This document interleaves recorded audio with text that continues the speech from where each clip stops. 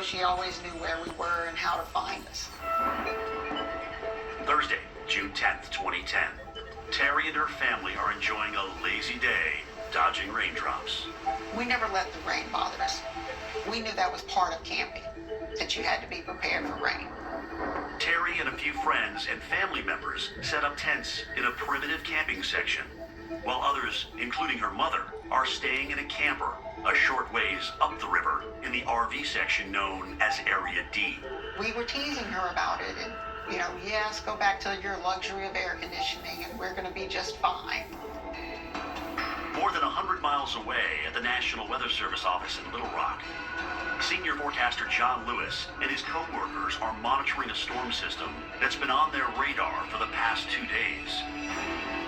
We were watching a very slow-moving storm system that was coming up from Texas. In this case, it was the intensity of the rain that we were most concerned about.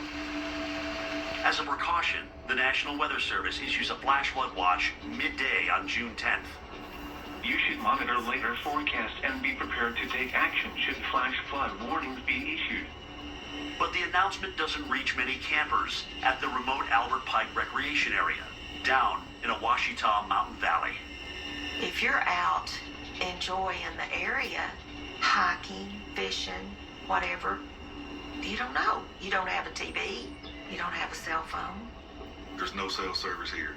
Some people seem to think that's a good thing. I don't know. But you have to drive over the mountain to try to find spotting reception.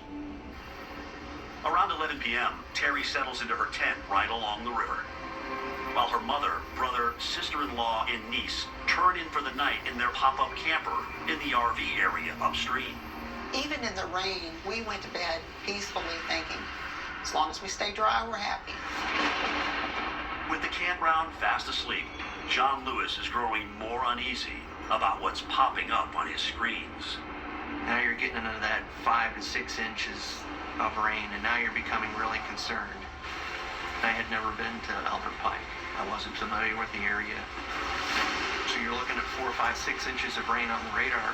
Well, what does 4, 5, 6 inches of rain do at a place like Albert Pike? All I have is me and the radar, and that's it. As far as what is happening at Albert Pike, I really don't know. I don't know.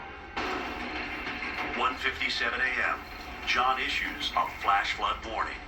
The National Weather Service in Little Rock has issued a flash flood warning for Montgomery County in western Arkansas. I start looking at it on a map, and it appears that there's a lot of camping that goes on there, and the Little Missouri River runs through it. And that's what gets me more and more concerned. We were awakened by pounding on the door, yelling for us to get up. I'm a police officer, so the first thing I thought, either the cabin's on fire or somebody's trying to break in. So I jumped up, and all I could hear was this god-awful roar. I knew immediately what was going on, that it was the river. The phone rang, and I got up and answered the phone, and it was one of our cabin owners that said that the river was up, and there were vehicles floating down the river with their lights on, and the campers in our RV park were floating. When I saw where the river had gotten to, I knew this was going to be a major flood. So I called 911. 2:45 a.m., Janice tells the dispatcher, "Get the helicopters, get ambulances. We have a major situation here."